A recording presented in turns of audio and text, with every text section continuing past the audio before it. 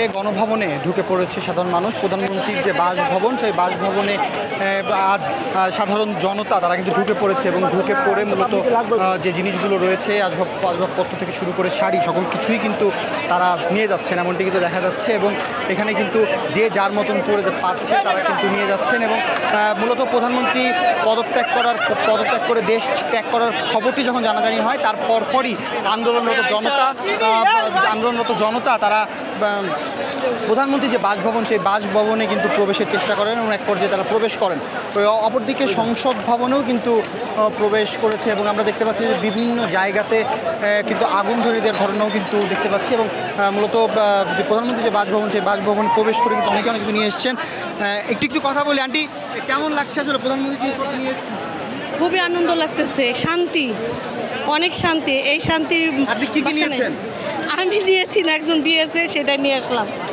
কিন্তু ওইখানে নেওয়াটা বড় এটা না, কিন্তু ওইলো শান্তি লাগতেছে। এতদিন পরে আমরা মুক্ত, আবার দ্বিতীয়বারের মতন দেশ স্বাধীন হলো আমাদের। এখন আর এই দেশে কোনো স্বৈরাচার থাকবে না এবং স্বৈরাচারের কোনো ওই ধরনের কোনো কেউ করতেও পারবে না ওই ধরনের আচরণ। এই ছাত্র আন্দোলন থেকেই তাদের শিক্ষা নিয়ে তারপরে আবার দেশ গড়তে হবে। প্রিয় দর্শক, আমরা শুনছিলাম এখানে কিন্তু অনেকেই আছেন যারা আসলে শুধুমাত্র প্রধানমন্ত্রীর বাসভবন, এখন দেখা যাচ্ছে সংসদ ভবনে ঢুকেও, অর্থাৎ যে এমপিএস হোস্টেলগুলো রয়েছে সেইখান থেকেও কিন্তু সাধারণ যারা জনতা তারা কিন্তু প্রবেশ করেছেন। প্রবেশ করে কিন্তু তারা আসবাবপত্র থেকে শুরু করে দৈনন্দিন যে জিনিসপত্রগুলো সেগুলো নিয়ে আসছে। এবং একজনকে দেখতে পাচ্ছি সে কাঁঠাল নিয়ে, গণভবনের কাঁঠাল সে নিয়েছে। আমরা একটু জানতে চাই আপনার অনুভূতিটা কেমন? আলহামদুলিল্লাহ, অনেক ভালো, জাতীয় বল পাইছি। গণভবনে কেন ঢুকেছে?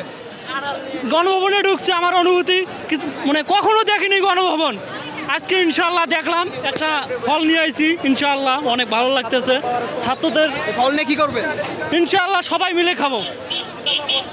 দর্শক, শুনছিলাম এখানে কিন্তু যারা উৎসুক জনতা রয়েছেন তারা কিন্তু গণভবনে ঢুকে, আমরা দেখতে পাচ্ছি একজন বই নিয়েছেন, গণভবন থেকে এনেছেন। জি ভাইয়া, আমি আসলে খুব ভালো লাগতেছে। আমরা একটা অত্যাচার থেকে মুক্ত হতে যাচ্ছি, সেটাই। প্রিয় দর্শক, একজনকে দেখছি পায়রা নিয়ে যাচ্ছেন, একটু কথা বলি ভাই, পায়রা নিয়ে কেমন লাগছে?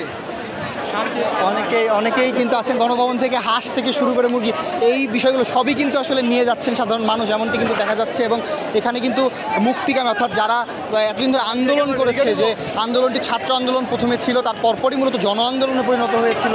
এবং সেই জন আন্দোলনের মুখে কিন্তু আমরা দেখতে পেলাম যে প্রধানমন্ত্রী কিন্তু পদত্যাগ করতে তিনি বাধ্য হলেন এবং পদত্যাগ করে তিনি দেশ ত্যাগ করেছেন। এবং তার পরপরই কিন্তু যারা আন্দোলনকামী জনতা ছিলেন তারা কিন্তু উল্লাস করছেন। উল্লাস করে কিন্তু তারা মূলত তাদের জায়গা, যে যার জায়গা থেকে তারা কিন্তু উল্লাস করছেন। এবং আমরা দেখতে পাচ্ছি গণভবনের চেয়ারও কিন্তু অনেকে নিয়ে নিয়েছেন। আমরা একটু কথা বলি, কেমন লাগছে আসলে আজকের যে এটা বাংলাদেশের মানুষের জন্য স্বাধীনতা, এর চেয়ে বেশি কিছু আর না। বাংলাদেশ মুক্ত হলো রাজাকারের হাত থেকে, দুর্বৃত্তের হাত থেকে, বাংলাদেশ স্বাধীন হলো।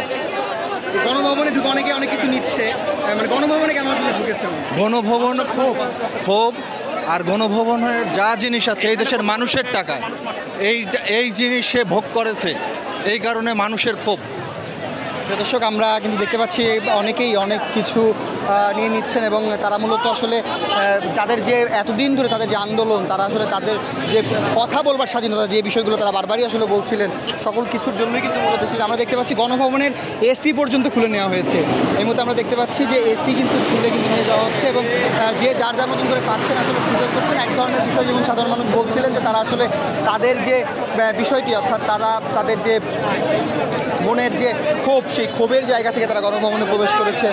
দর্শক, একটু তথ্য দিয়ে রাখি, গত 1 জুলাই থেকেই শুরু হয়েছিল যে কোটা সংস্কার যে আন্দোলন, সেই আন্দোলনকে কেন্দ্র করেই কিন্তু ধাপে ধাপে আন্দোলনের তীব্র থেকে তীব্রতর ধারণ করতে থাকে। এক পর্যায়ে তারা বিভিন্ন কোটা বিরোধী আন্দোলনের যারা সমন্বয়কারী রয়েছে, আন্দোলনকারীরা, তারা শিক্ষার্থীরা, তারা মূলত বিভিন্ন কর্মসূচির মধ্য দিয়ে পালন করে আসছিলেন। তবে এই মুহূর্তে আসলে যে বিষয়টি দেখা যাচ্ছে, পরবর্তীতে কিন্তু 18ই জুলাই যে ঘটনাটি ঘটেছে, যে 18 জুলাই যে ঘটনাটি ঘটেছে, সেই ঘটনার অর্থাৎ পুলিশের সাথে যে সংঘর্ষের ঘটনা ঘটে, শিক্ষার্থীদের উপরে হামলার যে ঘটনা ঘটে, সেই ঘটনার পরপরই কিন্তু বিক্ষুব্ধ জনতা কিন্তু এটি আন্দোলনে পরিণত হয়েছিল এবং এই জন আন্দোলনের মুখে সাধারণ যারা মানুষ রয়েছেন তারা কিন্তু এক দফার, শিক্ষার্থীরাই মূলত এক দফার দাবি দিয়েছিলেন যে শেখ হাসিনার পদত্যাগ, সরকারের পদত্যাগ, এবং সেই এক দফার দাবি দেওয়ার 2 দিনের মাথায় কিন্তু বাধ্য হয়েছেন প্রধানমন্ত্রী পদত্যাগ করতে এবং তিনি পদত্যাগ করে দেশ ত্যাগ করেছেন, এমন তথ্য কিন্তু গণমাধ্যমে এসেছে।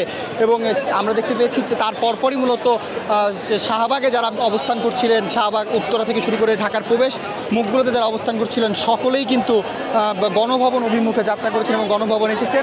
আমরা একটু কথা বলতে চাই, ভাই একটু কথা বলি, কেমন লাগছে আসলে?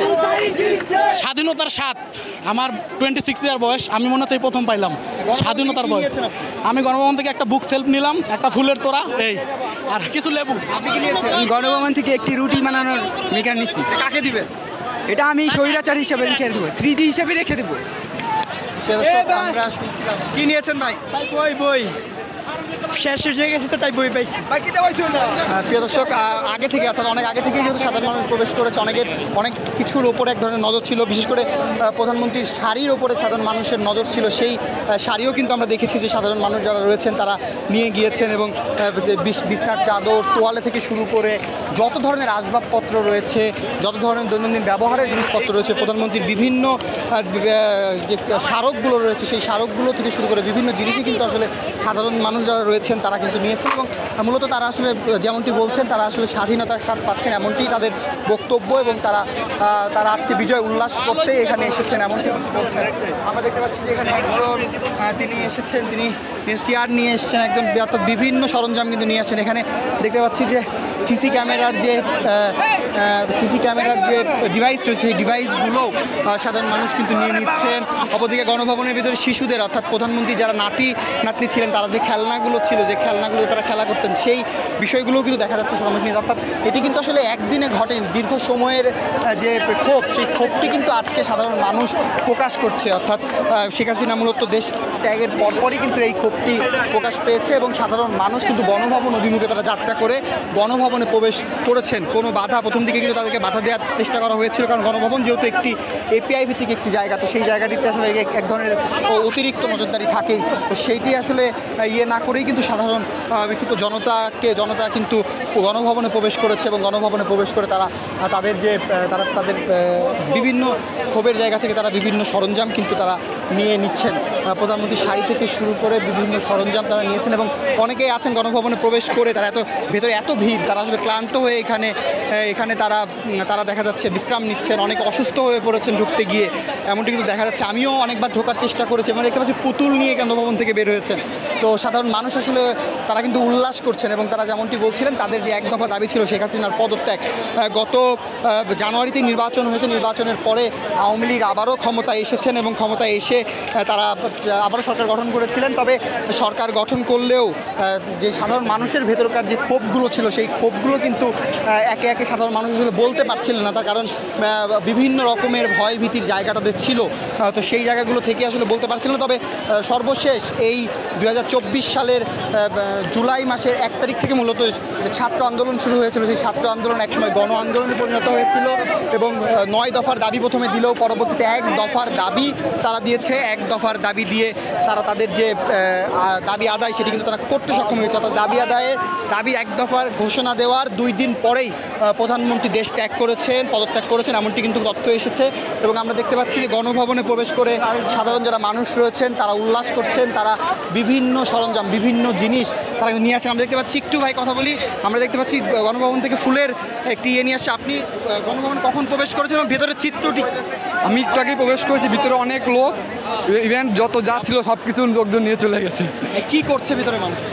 ভিতরে মানুষ মানে মেন করে স্বাধীনতা উদযাপন করছে। আজকে মনে হচ্ছে 71 স্বাধীনতা। আপনি কি পেয়েছেন?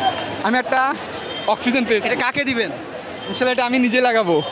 প্রিয় দর্শক, আমরা শুনছিলাম সাধারণ মানুষ তারা গণভবনে ঢুকে কিন্তু বিভিন্ন সরঞ্জাম নিয়ে এসেছে। এখন দেখা যাচ্ছে শেষ মুহূর্তে বিভিন্ন স্টিলের যে পাতগুলো রয়েছে, অর্থাৎ জানালা দরজার পাত, সেগুলোও কিন্তু খুলে নিয়ে আসে। গণভবনের যে হাসপাতাল ছিল, সেই গণভবনের ভিতরে হাসপাতালের লাইটও কিন্তু খুলে নিয়ে আসা হয়েছে, এমনটি দেখা যাচ্ছে। চেয়ার তুলে নিয়ে আসা হয়েছে। তাতে এখনও যারা আন্দোলনরত জনতা রয়েছেন তারা কিন্তু এখনও গণভবন অভিমুখে আসছেন, অর্থাৎ দুই দিক থেকে বলা চলে আসাদ গেট দিয়েও ঢুকছেন, আবার যে